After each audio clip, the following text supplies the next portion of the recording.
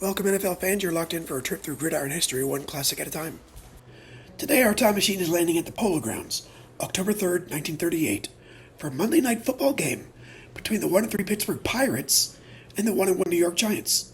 There were 18,805 in attendance, it was likely in the mid-40s, and the New York Giants were favored.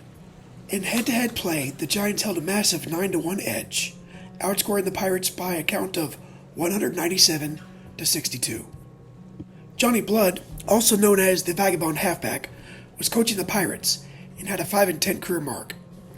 Although he didn't quite light the world on fire as a coach, Blood, who was actually a tailback, was a member of the inaugural class of 11, voted into the Pro Football Hall of Fame in 1963.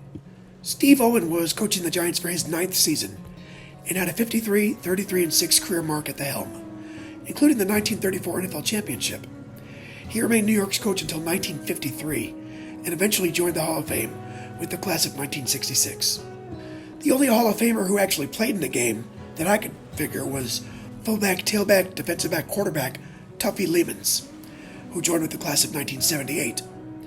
Lemons led the NFL with 206 rushes, 830 yards, and 69.2 yards per game in the 1936 campaign. He was named an All-Pro 5 times through his 8-season NFL career. Frank Vilchok was taking snaps for the Pirates. A 21-year-old rookie at the time, Vilchok was appearing in his 5th career game. He was 22 for 51 for 287 yards, 1 score, and 5 picks in his short career. Ed Danowski was in his 5th season with the Giants, and although listed as a tailback, he was the guy under center for the Giants. Danowski led the NFL in most passing categories in 1935, completing 57 of 113 passes for 794 yards and 10 touchdowns. The 1938 campaign would be similar, with Danowski leading the NFL with 70 completions, a 54.3% completion rate, and a 66.9 quarterback rating. He was named an All-Pro in both of those seasons and played in his first Pro Bowl following 1938. Danowski opened the scoring in the first quarter by hitting back Ward Cuff with an 18-yard touchdown.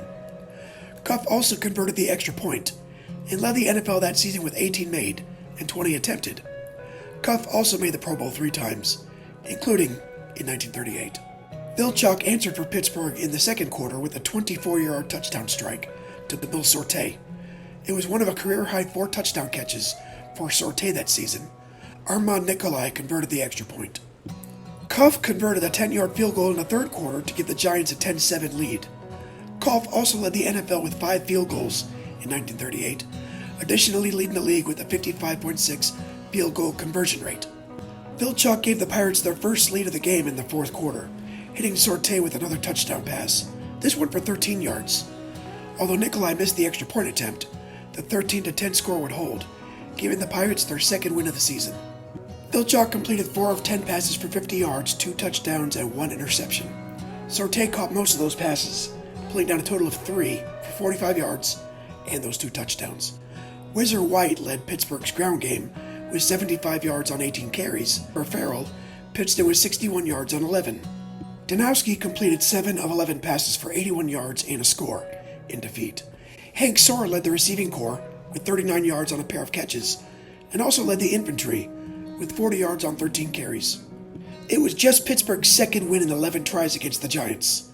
Things are looking up for the Pirates, but not for long. After the events of October 3rd, the two teams headed in opposite directions. Pittsburgh failed to win another game, losing their final 6 contests by a combined score of 86-21, finishing last in the NFL East at 2-9.